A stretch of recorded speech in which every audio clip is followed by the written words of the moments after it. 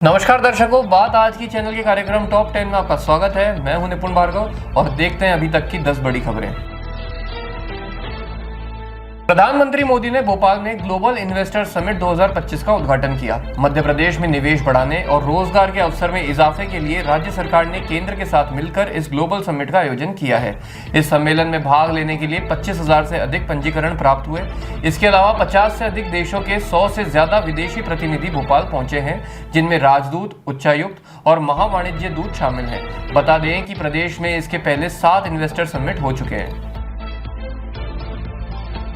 प्रयागराज में आज स्वच्छता का एक विश्व रिकॉर्ड बनेगा। महाकुंभ में 15,000 से अधिक सफाई कर्मी एक साथ स्वच्छता का अभियान चलाएंगे। इसे Guinness book of world record में दर्ज किया जाएगा।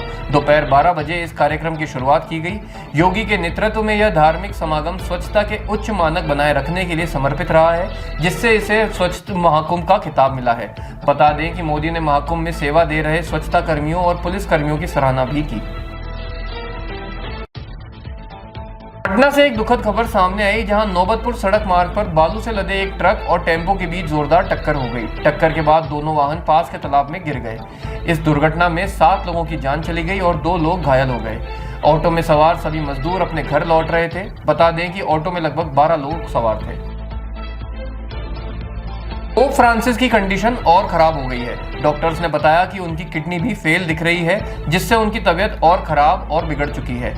रविवार को पोप के प्लेटलेट काउंट में भी कमी का पता चला था। आपको बता दें कि पोप फ्रांसिस निमोनिया और फेफड़ों के संक्रमण से जूझ रहे हैं। हालांकि पोप ने कल प्रार्थना सभा में भाग लिया था, लेकिन उनकी हालत अत्यंत नाजुक बताई जा रही है। पोप की तबीयत में सुधार के लिए दुनिया भर में प्रार्थनाओं का दौर जारी है। पीलीभीत टाइगर रिजर्व के माला रेंज में 2 जंगली हाथियों ने कई इलाकों में गेहूं और गन्ने की सैकड़ों बीघा फसल को रौंदकर बर्बाद कर दिया। रेंजर रॉबिन कुमार ने बताया कि नेपाल की तरफ से आए हाथियों के झुंड में से 2 हाथी अपने समूह से बिछड़ गए और वह पीलीभीत जिले के आबादी वाले क्षेत्र में घुस गए। इन हाथियों ने सिरसा, सरदा और गोयल कॉलोनी में गेहूं और गन्ने की सैकड़ों बीघा फसल को रौंद दिया। सूचना मिलने पर वन विभाग की टीम भी मौके पर पहुंची। हालांकि हाथी वन विभाग के हाथ नहीं लगे, लेकिन वन विभाग की टीम बिछड़े हाथियों को उनके परिवार से मिलाने की कोशिश में जुटी हुई है। नवनिर्वाचित अमेरिकी राष्ट्रपति डोनाल्ड ट्रंप रूस यूक्रेन युद्ध जल्द समाप्त करने के सभी उपायों पर अमल कर रहे हैं। उन्होंने अब यूक्रेन पर दबाव बनाया है कि वह यूएन में पेश यूरोपीय देशों के समर्थन वाले अपने उस प्रस्ताव को वापस ले, जिसमें यूक्रेन से रूसी सेना को तत्काल वापस बुलवाने की मांग की गई है।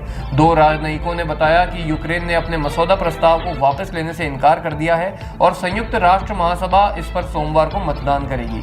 राजनयिक और अमेरिकी अधिकारी के अनुसार इसके बाद 193 देशों वाली सभा में अमेरिकी मसौदा प्रस्ताव पर मतदान किए जाने की संभावना है। मध्य प्रदेश के जबलपुर में आज सुबह 4 बजे प्रयागराज से आ रही एक तेज रफ्तार जीप और एक बस के बीच टक्कर हो जाने से 6 लोगों ने घटनास्थल पर ही दम तोड़ दिया।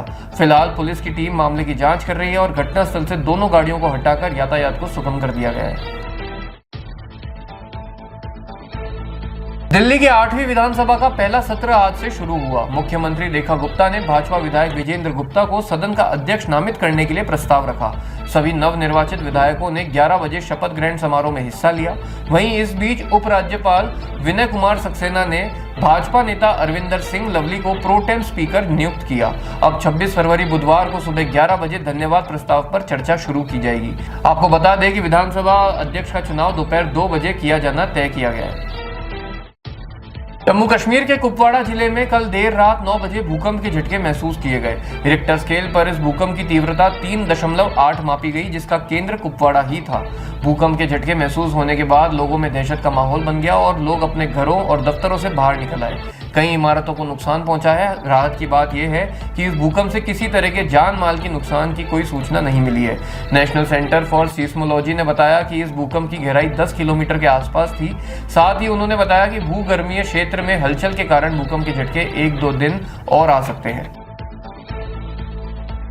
रक्षा मंत्रालय ने स्वदेशी हल्के लड़ाकू विमान तेजस के उत्पादन में देरी की जांच के लिए 5 सदस्यीय समिति का गठन किया है, जिसकी अध्यक्षता रक्षा सचिव करेंगे।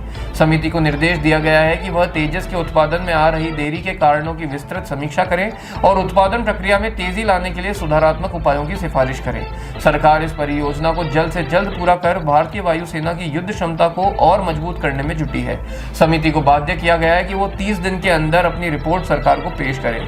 बता दें कि कुछ दिनों पूर्व वायुसेना प्रमुख AP सिंह ने भी विमानों की आपूर्ति में देरी पर सवाल उठाए थे। टॉप 10 में अभी के लिए इतना ही। अगले कार्यक्रम सुपर 30 में आपसे फिर मुलाकात होगी। तब तक के लिए बने रहिए आपके अपने चैनल बात आज की के साथ। धन्यवाद।